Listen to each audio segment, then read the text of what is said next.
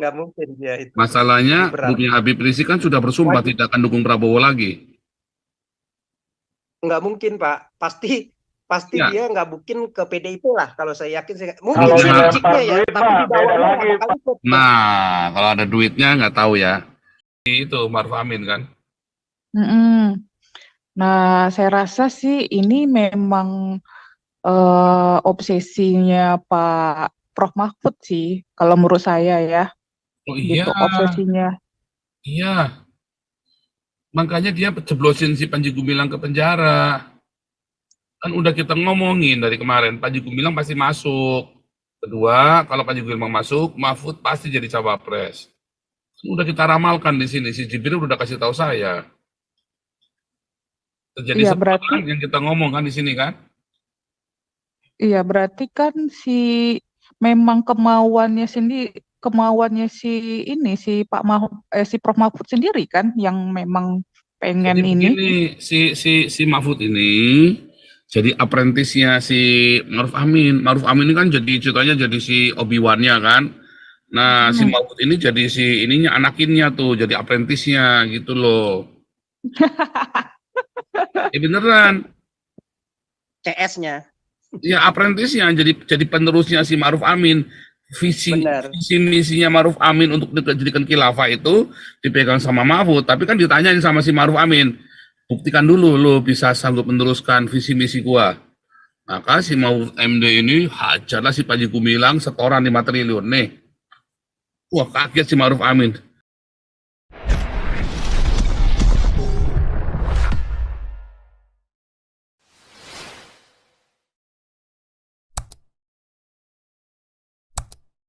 Prabowo kali ini ya mau nggak mau jadi ya dukung 02 begitu. Ya itu sih menurut saya. Terima kasih. Kita berharap satu putaran. Nah, kalau 2 putaran Prabowo pasti kalah. Ya kita semua Belum tentu berharap Pak satu Paul. putaran. Belum tentu Pak Paul. Kalau Memang ada sampai 2 isu Anies putaran. mau merapat ke Prabowo ya, Metro ya. Metro mau merapat ke Prabowo, saya dengar ya. Iya, karena gini hitungannya si PDIP dengan P3 aja di grassroots-nya nggak jalan Pak Paul. Grassroots-nya itu orang P3 itu nggak mungkin mau milih pendukungnya PDIP. Berseberangan mereka. Masalahnya pemilu kali ini adalah pemilu luar biasa loh. Orang itu banyak melacurkan diri Iya. loh. Bisa, tapi kayaknya agak susah di bawah. Kayak PKS agak berat untuk milih dengan si PDIP. Ganjar. Iya, pasti dia larinya ke Prabowo gitu. Makanya saya lihat mungkin bisa jadi kalau si grupnya Anies kalah, ya udah, gue daripada nggak dapat apa-apa lari ke Prabowo lah, nggak mungkin ya bergabung ke situ kayaknya. Kalau ke situ nggak bakal menang. Kalau menurut saya justru terbalik Pak, nggak bakal menang karena grassroots-nya itu nggak cocok. PKS secara ideologi nggak cocok sama si PDIP yang nasionalis, malah mereka kebanyakan haters, benci banget, mau hancurin PDIP gitu, orang-orang PKS, orang-orang P3. Yang muslim-muslim kan nggak bakal suka sama PDIP gitu. Nggak mungkin dia itu. Masalahnya grupnya Habib Rizik kan sudah bersumpah tidak akan dukung Prabowo lagi. Nggak mungkin Pak, pasti Ya. dia nggak mungkin ke PDIP lah. Kalau saya yakin sih mungkin Kalau sih logiknya ya, duit tapi mah di beda bawahnya lagi. nggak bakal ikut. Nah, kalau ada duitnya nggak tahu ya. Ya itu nggak tahu ya. Semua duga Mungkin menduga. bisa jadi duitnya diterima doang, tapi menang juga enggak. Kan kayak dulu si Prabowo mungkin dibohongin juga kan, dimintain mulu tuh kan, sama partai buruh lah, mau ini Iya, nggak taunya balik ke sana ke PDIP. Iya, nggak menang. Jadi kali ini ya si Prabowo bagus lah, lebih murah meriah dia menangnya. Tapi ini serem ya, ini pemilunya tapi namanya ngeri loh, ini banyak pelacur politik loh. Ngeri loh ya. Jadi memang kita harapin makanya ada satu putaran. Support deh udah Prabowo. Makanya saudara kita himbau Anda sekuat tenaga. 1 putaran selesai. Kalau 2 putaran bisa chaos juga. Kalau 1 putaran udah kelar. Anda mengurangi chaos yang pertama. Dan biayanya besar loh 2 putaran itu loh. Gila loh, berapa triliun untuk hitung ya. 2 putaran itu ya. 2 putaran itu adalah pemborosan pemborosan dana masyarakat loh, kalau 2 putaran. Serem ya, serem. Ini ulat ganja mana ya? Tumben ulat ganja ini udah seminggu nggak, 3 hari ya? 3 hari nggak nongol ya, ulat ganja nih ya. Ulat ganja. Oke saudara, kalau tidak ada lagi, mungkin siapa mau penutup? 10 menit lagi, siapa mau jadi penutup? Tadi Tasya Pak. Mana Tasya? Tasya. Tasya. Kali. Tasya. Godain kita dong. Oke nih Tasya nih. Silakan Tasya. Ya, shalom Shalom Pak Tasya. Pastor, salam semuanya. Ya, Pak Pastor, kalau yang saya ingat sih kemarin itu kan pas pemilu Pak Jokowi yang kedua kan si Mahfud kan mau diangkat jadi wapres. Ya. Tapi kan nggak jadi, terus dia ngambek kan, nggak Iya, kan kayak. karena disalib sama si itu Maruf Amin kan. Nah, saya rasa sih ini memang obsesinya Pak Prof Mahfud sih, kalau menurut saya ya, Oh iya, gitu obsesinya. iya. Makanya dia jeblosin si Panji Gumilang ke penjara. Kan udah kita ngomongin dari kemarin, Panji Gumilang pasti masuk. Kedua, kalau Panji Gumilang masuk, Mahfud pasti jadi cawapres. Udah kita ramalkan di sini, si Jibril udah kasih tahu saya. Terjadi Iya, semua berarti kan yang kita ngomong kan di sini kan. iya berarti kan memang kemauannya si ini si si Prof Mahfud sendiri kan yang memang pengen Jadi ini. begini, si Mahfud ini jadi apprentice-nya si Maruf Amin. Maruf Amin ini kan jadi ceritanya jadi si Obi-Wan-nya kan. Nah, si Mahfud ini jadi si ininya anakinnya tuh, jadi apprentice-nya gitu loh. Ya beneran. CS-nya. Ya apprentice-nya jadi penerusnya si Maruf Amin. Visi misinya Maruf Amin untuk dijadikan khilafah itu dipegang sama Mahfud, tapi kan ditanyain sama si Maruf Amin, buktikan dulu lo bisa sanggup meneruskan visi misi gua. Maka si Mahfud MD ini hajarlah si Panji Gumilang setoran 5 triliun nih. Wah kaget si Maruf Amin. Gitu loh, nggak pakai ribut lagi, nggak pakai demo, nggak pakai gebuk-gebukan kan, senyap kan, senyap gitu loh. Jenderal-jenderal semua mingkem semua. Padahal jenderal-jenderal ini kan semua terlibat semua dengan Panji Gumilang kan. Dari BJ Habibie, dari BJ Habibie sampai jenderal apa itu kepala BIN itu terlibat semua tuh di dalam tuh.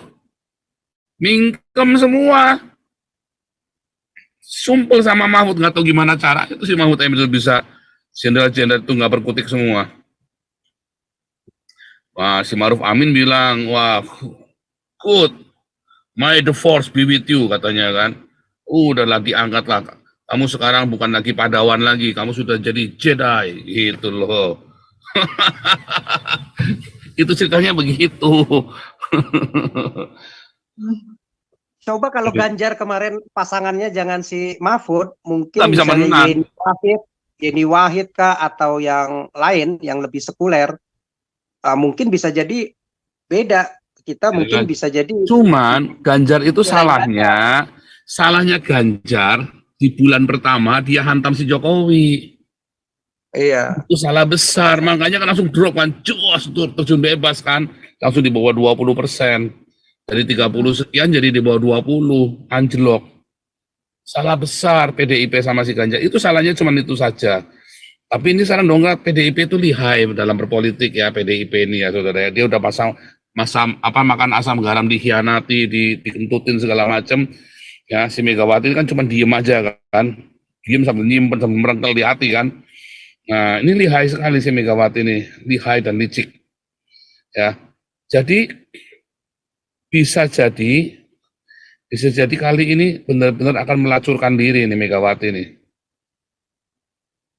Betul Pak. Diri. Itu ngeri. Kalau sudah jadi melacurkan diri, artinya dengan adanya si Mahfud ini kan udah kadung, kita sudah kompromi dengan khilafah, ya udah kita jadi pelacur nasionalis itu tadi. Ya kan dendaman Pak. sama kayak Mahfud sama Pak Ibu Mega itu dendaman. Kalau si ini kan kata Gus Dur orangnya yang paling tulus tuh. Betul. Siapa? Prabowo. Prabowo, yang orang yang tulus, yang benar-benar nothing tuh, yang tulus, orangnya tulus dan polos ya Prabowo, benar-benar pengabdian katanya Gus Dur kan. Ini orang memang pengabdian. Tapi kalau Megawati dengan si Mahfud itu sama, itu pendendam dua orang ini. Jadi dia kan apa saja kan dilakukan buat ngantem, buat menghancurkan Demokrat, buat menghancurkan Prabowo, Jokowi. Ngeri, saudara. Tapi kalau dia gabung justru makin hancur, Pak. Makin hancur PDIP, udah makin ditinggalin. Mungkin nggak tahu. Kalau dia blunder, gabung selesai. Yang penting yang penting lawannya hancur kok dia. Coba contoh ya. Kalau waktu itu Megawati mau gabung sama Demokrat, menang loh. Ya kan? Tapi kan gara-gara sudah gengsi sama si SBY, kan nggak mau si Megawati sama SBY kan. Ya, jual mahal. Ya udah nggak bisa menang, udah susah. Pokoknya dia sudah kehilangan kroni. Ya kan, Megawati kan dendam sekali sama SBY, nggak mau nemuin si SBY. Dulu kan pede malah, dia pakai satu partai dia aja cukup karena dia memenuhi ya suaranya kan 20% ya, di tingkat 25 kalau salah kan elektoralnya itu. Nah, tapi akhirnya malah pasangannya cuman kecil kan, secara suara kalah dia kan. Malah kalah sama si Anies ya kalau nggak salah ya, secara suara di ini. Nah itu loh, itu masalahnya dalam politik itu, Indonesia politiknya nggak kayak di Amerika, kayak di Belanda. Kan dari awal udah kita bilang, dari kemarin udah kita bilangin. Jadi politik di Indonesia ini memang nggak ada etikanya. Kemarin siapa yang suruh, harusnya Gibran pakai etika, gundulnya Peang. Nggak ada etikanya di Indonesia, terus si Gibran suruh pakai etika. Ya digiles habis. Nggak ada yang pakai etika. Gibran juga salah kemarin ya. Si Jokowi juga harusnya waktu itu dipecat dulu, si pamannya itu, iparnya Jokowi pecat dulu. Memang nggak ada etikanya. Memang politik Indonesia nggak ada etikanya. Ya saudara ya, memang orang Indonesia nggak punya sopan santun saudara, dalam hal apapun. Nggak ada sopan santunnya. Kelihatannya santun tapi sebenarnya nggak santun, kurang ajar. Ya mbolui, mbocai. Beneran saudara ya. Tetapi kalau Anda mau ya direkonstruksi, yaitu tadi ya udah si Gibran biar jadi MBS-nya, si Prabowo biar jadi Salmannya. Jadi Gibran yang hajar sana hajar sini, karena kan dia songong kan. Nah Prabowo amankan tuh. Ya memang bisa pecah, bisa bubar. Tapi kan aman dulu. Yang penting ada satu, ada prototipe dulu. Kita mau bikin prototipe. Nih prototipe. Setelah itu hajar lagi ke seluruh penjuru. Pasti kumpul lagi, hancur dulu tapi Indonesia. Semua remuk dulu. Bisa bubar. Salah-salah bisa bubar. Tapi kemudian akan kumpul lagi kayak Rusia kan. Dikumpulin lagi satu-satu lagi. Ini ngeri lah ya, susah lah kita menjelaskan ini, ngeri sekali. Ya kita senang statement awalnya si Prabowo aja kan, dia mau secara ekonomi, secara sosial semua berkeadilan. Jadi ya intinya Pancasila yang mau dilakukan. Nah, itu yang menarik. Sedangkan dua dari si Imin sama si Mahfud, selain suka Arab mulu ya, nggak pede dengan bahasa Indonesianya ya, mau cuma ngundang simpatik yang berbahasa Arab ya, itu selalu program visi misinya mengedepankan untuk kelompok-kelompok yang segolongan dengan dia. Nah, itu buat orang-orang non muslim males. Nah sekarang dia ngemis itu datang ke gereja. Dulu kan saya yakin dia agak sedikit gengsian ya masuk ke gereja ya. Tapi akhirnya mau nggak mau kan, terakhir datang tuh ya ke gereja lah, ke PGI lah, ke gereja ini. Sedangkan Gibran udah lakukan beberapa tahun yang lalu. Jadi kita ngelihat pasangan ini cuman pencitraan aja kalau lagi mau pemilu. Retorika. Bahaya. Dan kita lihat bahaya dia begitu, sama kayak Maruf Amin itu. Susah itu nanti. Kalau Gibran itu dia nggak retorika saudara ya, karena songong itu, makanya dia nggak ngerti retorika, dia nggak ngerti. Karena nggak ngerti maka dia tidak beretorika, karena si Gibran ini songong. Itu loh, saudara. Sebenarnya si ini introvert loh Pak. Kalau si Pak itu ekstrovert kan memang kan si Prabowo. Prabowo. Kalau si Gibran kan selama ini kan introvert. Cuman kemarin yang agak di luar di luar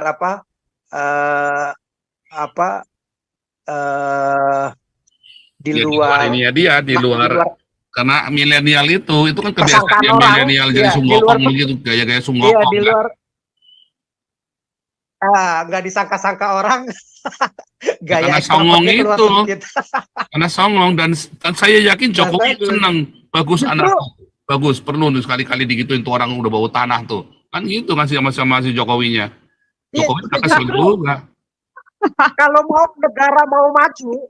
negara mau maju, negara yang besar, ya debatnya mesti kayak begitu sekalian, ya kan? Iya, keras. Jangan ngomongin etika. Iya, Etika kayak buat kayak apa Donald Trump ngomong? sama Joe Biden sama Clinton sama Obama dulu. Keras itu debatnya. Kalau ngomongin etika mah itu buat orang santri-santri tuh yang otaknya cuman iya aja, nggak ada analisa critical thinkingnya. nunduk-nunduk sama yang tua mulu. Nah, mana kapan majunya kalau kayak begitu, ya kan? Nggak berani kritik nanti. Tasya tutup dalam doa. Ya, Ibu Tasya, penutup. Tasya, Tasya penutup lalu doa Tasya.